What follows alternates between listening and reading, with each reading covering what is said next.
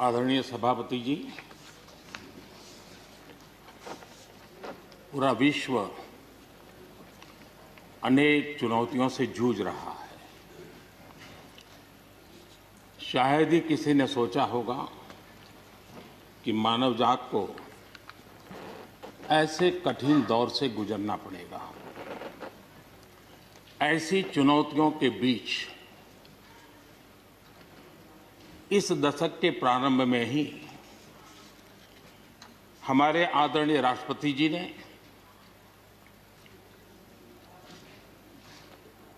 जो संयुक्त सदन में अपना उद्बोधन दिया, वो अपने आप में इस चुनौतियों भरे विश्व में एक नई आशा जगाने वाला, नया उमंग पैदा करने वाला और नया आत्मविश्वास पैदा करने वाला राष्ट्रपति जी का उद्बोधन रहा। आत्मनिर्भर भारत की राह दिखाने वाला और इस दशक के लिए एक मार्ग प्रशस्त करने वाला राष्ट्रपति जी का उद्बोधन रहा। आदरणीय सभापति जी, मैं राष्ट्रपति जी का तहे दिल से आभार व्यक्त करने के लिए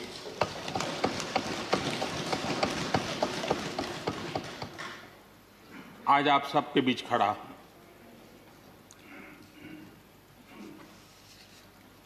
राज्यसभा में करीब 13-14 घंटे तक 50 से अधिक मान्य सदस्यों ने अपने विचार रखे, बहुमूल्य विचार रखे, अनेक पहलुओं पर विचार रखे और इसलिए मैं सभी आदरणीय सदस्यों का हृदयपूर्वक आभार भी व्यक्त करता हूं इस चर्चा को समृद्ध बनाने के लिए। अच्छा होता कि राष्ट्रपति जी का भाषण सुनने के लिए भी सब होते तो लोकतंत्र की गरिमा और बढ़ जाती और हम सबको कभी गिला शिकवा न रहता कि हमने राष्ट्रपति जी का भाषण सुना नहीं था। लेकिन राष्ट्रपति जी के भाषण की ताकत इतनी थी कि न सुनने के बावजूद भी बहुत कुछ बोल पाए। ये अपने आप में उस भाषण की ताकत थी, उन विचारों की ताकत थी, उन आदर्शों की ताकत थी कि जिसके कारण न सुनने के बाद भी बात पहुंच गई। और इसलिए मैं समझता हूं इस भाषण का मूल्य अनेक गुना है। आदरणीय सभापति जी, जैसे मैंने कहा, अनेक चुनौतियों के बीच राष्ट्रपति जी का इस दशक का प्रथम भाषण हुआ। लेकिन ये भी सही है कि जरा पूरे विश्व पटल की तरफ देखते हैं, भारत के युवा मन को देखते हैं, तो ऐसा लगता है कि आज भारत सच्चे अर्थ में एक अवसरों की भूमि है। अनेक अवसर हमारा इंतजार कर रहे हैं और इसलिए जो देश युवा हो, जो देश उत्साह से भरा हुआ हो, जो देश अनेक सपनों को लेकर के संकल्प के साथ सिद्धि को प्राप्त करने के लिए प्रयासरत हो, वो देश इन अवसरों को कभी जाने नहीं दे सकता। हम सब के लिए ये भी एक अवसर है कि हम आजादी के 75 वर्ष में प्रवेश कर रहे हैं। ये अपने आप में एक प्रेरक अवसर है। हम जहां भी हो, जिस रूप में हो, मां भारती के संतान के रूप में इस आजादी के 75वें पर्व को हमने प्रेरणा का पर्व बनाना चाहिए। देश को आने वाले वर्षों के लिए तैयार करने के लिए कुछ न कुछ कर गुजरने का होना चाहिए। और 2047 में देश जब आजादी की शताब्दी मनाए, तब हम देश को कहां तक ले जाएंगे, इन सपनों को बार बार हमने लेते रहना चाहिए। आज पूरे विश्व की नज़र भारत पर है। भारत से अपेक्षाएं भी हैं और लोगों में एक विश्वास भी है कि अगर भारत ये कर लेगा, दुनिया की बहुतेक समस्याओं का समाधान वहीं से हो जाएगा। ये विश्वास आज दुनिया में भारत के लिए पड़ा है। आदरणीय सभापति जी, जब मैं अवसरों की चर्चा कर रहा हूं, तब महाकवि मैथिली शरण गुप्त जी की कविता को मैं उद्घोषित करना चाहूंगा। गुप्त जी ने कहा था, अवसर तेरे लिए खड़ा है, अवसर तेरे लिए खड़ा है, फिर भी तू चुपचाप पड़ा है। अवसर तेरे लिए खड़ा है, फिर भी तू चुपचाप पड़ा है।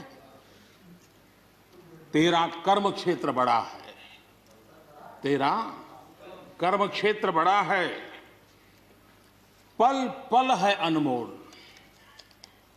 पल पल है अनमोल। अरे भारत उठ, अरे भारत उठ, आंखें खोल। ये मैथिली शरण गुप्त जी ने कहा था। लेकिन मैं सोच रहा था, इस कालखंड में 21वीं सदी के आरंभ में अगर उनको लिखना होता तो क्या लिखते? मैं कल्पना करता था कि वो लिखते, अवसर तेरे लिए खड़ा है, अवसर तेरे लिए खड़ा है, तू आत्मविश्वास से भरा पड़ा है, तू आत्मविश्वास से भरा पड़ा है। हर बाधा, हर बाधा, हर बंदिश को तोड़, हर बाधा, हर बंदिश को तोड़। अरे भारत, अरे भारत, आत्मनिर्भरता के पथ पर दौड़, आत्मनिर्भरता के पथ पर दौड़।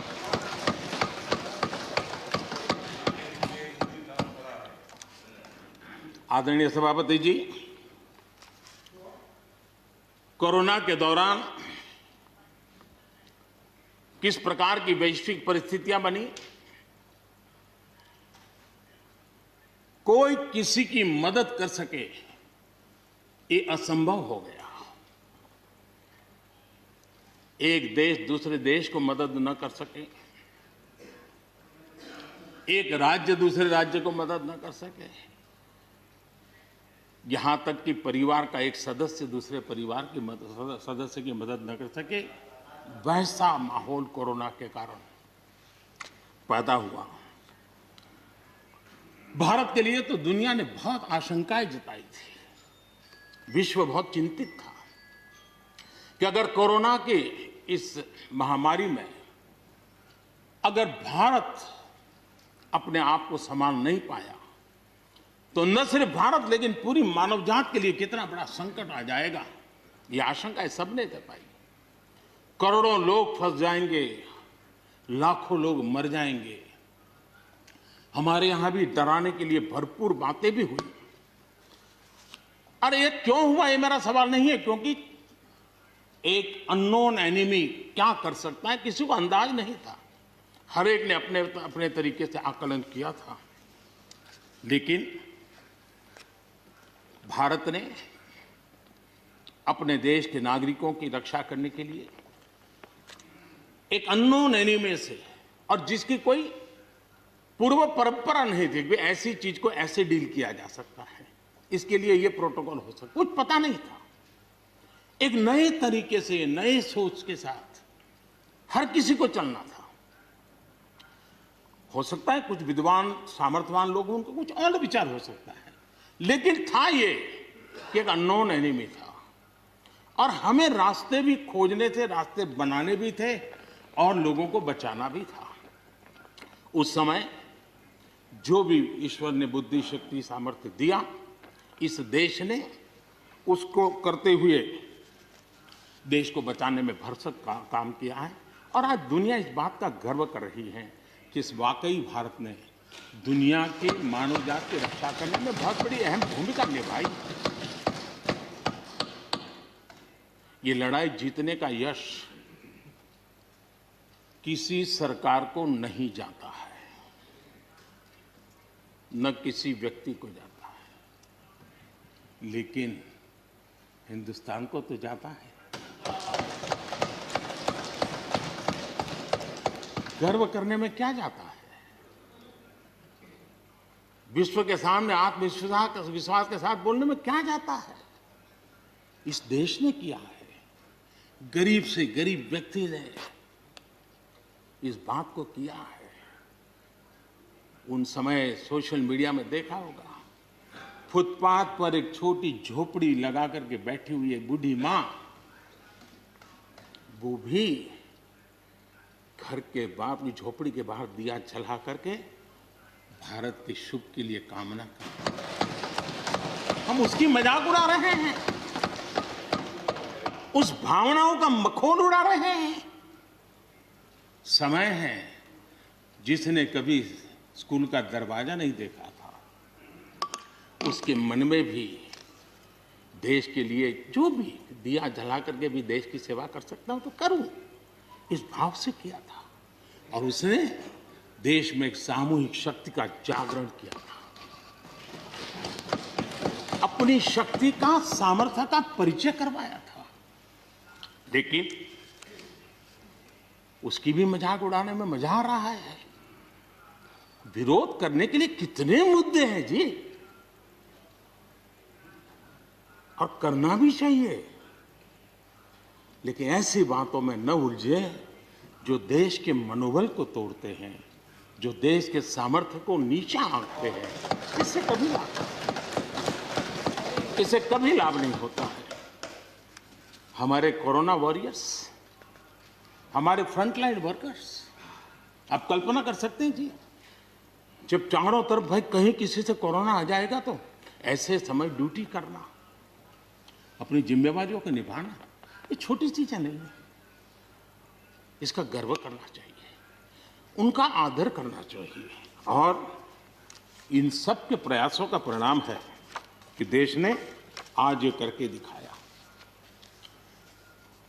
हम जरा भूतकाल की तरफ देखें, ये आलोचना के लिए नहीं है, उन स्थितियों को हमने जिया है।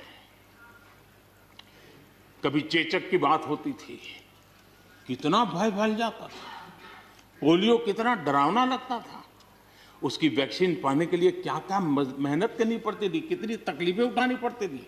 मिलेगा, कब मिलेगा, कितना मिलेगा, कैसे मिलेगा, कैसे लगाएंगे, एक दिन हमने बिताए हैं। ऐसी स्थिति में उन दिनों को अगर याद करें तो पता चलेगा कि आज जिनको थर्ड वर्ल्ड कंट्रीज में गिना जाता है, वो देश मानव जात के कल्याण के लिए वैक्सीन लेकर के आ जाए। इतने कम समय में मिशन मोड में हमारे वैज्ञानिक भी जुटे रहे। ये मानव जात के इतिहास में भारत के योगदान एक गौरवपूर्ण गाथा है। इसका हम गौरव करें और उसी में से एक नए आत्मविश्वास की प्रेरणा भी जगती है। हमने उस नए आत्मविश्वास की प्रेरणा को जगाने के ऐसे प्रयासों को आज देश गर्व कर सकता है कि दुनिया का सबसे बड़ा टीकाकरण अभियान इसी मेरे देश में चल रहा है। विश्व में तेज गति से टीकाकरण आज कहीं हो रहा है तो इसी हम सब की मां भारती के गोद में हो रहा है। और भारत का ये सामर्थ्य कहां नहीं पहुंचा है। आज कोरोना ने भारत को दुनिया के साथ रिश्तों में एक नई ताकत दी है। जब शुरुआत में कौन सी दवाई काम करेगी, वैक्सीन नहीं थी, तो सारा विश्व का ध्यान भारत की दवाइयों पर गया। विश्व में फार्मेसी के हब के रूप में भारत उभर करके आया। 150 देशों में दवाई पहुंचाने का काम उस संकट काल में भी इस देश ने किया है। मानव जात की रक्षा के लिए हम पीछे नहीं। इतना ही नहीं, इन समय वैक्सीन के संबंध में भी विश्व बड़े गर्व के साथ कहता है कि हमारे पास भारत की वैक्सीन आ गई है, हमारे पास भारत की वैक्सीन आ गई है। हम सबको मालूम है कि दुनिया के बड़े बड़े अस्पताल में भी बड़े बड़े लोग भी जब ऑपरेशन कराने जाते हैं, कोई बड़े मेजर ऑपरेशन के लिए, और ऑपरेशन थिएटर में जाने के बाद प्रक्रिया शुरू होने के पहले उसकी आंखें ढूंढती है कि कोई हिंदुस्तानी डॉक्टर है कि नहीं है। और जैसे ही एकाध टीम के अंदर एकाध भी हिंदुस्तानी डॉक्टर दिखता है ना, उसका विश्वास हो जाता है अब ऑपरेशन। ये देश ने कमाया है, इसका हमें गर्व होना चाहिए, और इसलिए इसी गर्व को लेकर के हम आगे बढ़ रहे हैं। इस कोरोना में जैसे वैश्विक संबंधों में भारत ने अपनी एक विशिष्ट पहचान बनाई है, अपना स्थान बनाया है, वैसे ही भारत ने हमारे फेडरल स्ट्रक्चर को इस कोरोना के कालखंड में हमारी अंतर्भूत ताकत क्या है, संकट के समय हम कैसे मिलकर के काम कर सकते हैं, एक ही दिशा में सब शक्तियां लगा करके हम कैसे प्रयास कर सकते हैं, ये केंद्र और राज्य ने मिलकर के करके दिखाया है। मैं राज्यों को भी, क्योंकि इस सदन में राज्यों की अपनी फ्लेवर होती है, और इसलिए इस सदन में तो मैं विशेष रूप से राज्यों का भी अभिनंदन करता हूं, और कोऑपरेटिव फेडरलिज्म को ताकत देने का काम, इस कोरोना के संकट को अवसर में पलटने का काम हमारे सभी ने किया है, इसलिए सब कोई अभिनंदन के अधिकारी हैं। यहां पर लोकतंत्र को लेकर के काफी उपदेश दिए गए, बहुत कुछ कहा गया और लेकिन मैं नहीं मानता हूं कि जो बातें बताई गई हैं देश का कोई भी नागरिक इस पर भरोसा करेगा। भारत का लोकतंत्र ऐसा नहीं है कि जिसकी खाल हम इस प्रकार से उधेड़ सकते हैं। ऐसी गलती हम न करें। और मैं श्रीमान डेरेक जी की बात सुन रहा था, बढ़िया बढ़िया शब्दों का प्रयोग हो रहा था।